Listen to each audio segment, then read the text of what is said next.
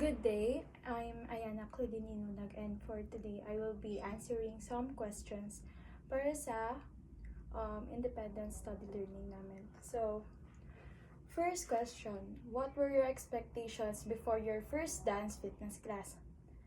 So, my expectations are it would be enjoyable um, and marami akong matututunan. And describe your favorite aspect of a typical dance fitness class. So, my favorite aspect is when I'm with my peers and hyping everyone up. So next, how important is the instructor style and personality to your engagement? I think um my instructor's style and personality is important, especially sa dance fitness class namin, is because nakadepende kasi sa mood niya or sa kung paano niya i-treat yung class, yung magiging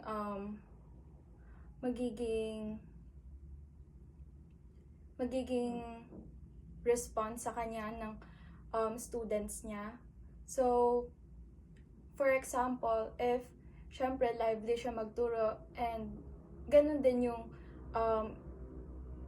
ibibigay ng students niya, like same energy lang din. So, do you prefer learning complex choreography or simpler repetitive movements? Why? So, I prefer complex choreography more because as a non-dancer, I think it is challenging and I think mas marami akong matututunan and madadevelop lalo yung flexibility ko, yung strength ko, etc. So, how would you describe the energy level of the classes you attend? I think it would be 9 out of 10. Kasi, sobrang nagustuhan ko yung energy ng class namin.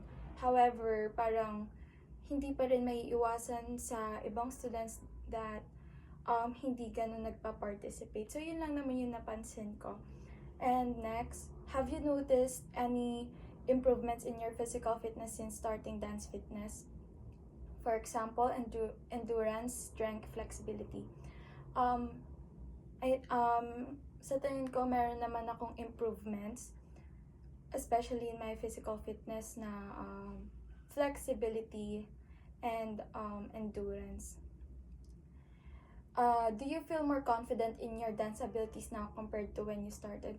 I think yes, kasi parang mas nag-improve yung dance skills ko, lalo na sa mga tinuro ni Ma'am Katubo. And next, what is the biggest challenge you faced in dance fitness and how did you overcome it? I think it was my yung madali akong hingalin. And since then, parang since nung nag-start na yung dance class, parang medyo nag-improve siya. Kaya, and din yung biggest challenge ko kasi as a non-dancer nga, parang, and talagang nahihirapan sa paghinga. Yun yung challenge sa akin every dance class. And na-overcome ko siya through practicing my breathing skills. Practicing my breathing. Ayun, and nag-improve siya dahil sa laging pagsayaw. Have you ever felt self-conscious or intimidated in a dance fitness class? How did you deal with it? I think yes, I felt conscious and intimidated, especially yung iba kong peers ay marunong sumayaw. Since hindi nga ako dancer, parang feeling ko na-judge ako every time I dance. And how did I deal with it? Siguro parang nawalan na lang ako ng pake kasi since hindi lang naman ako yung alam kong hindi dancer doon. I think nakita ko kasi sa iba na they're just enjoying it, they're feeling it. Kaya ganun din yung ginawa ko.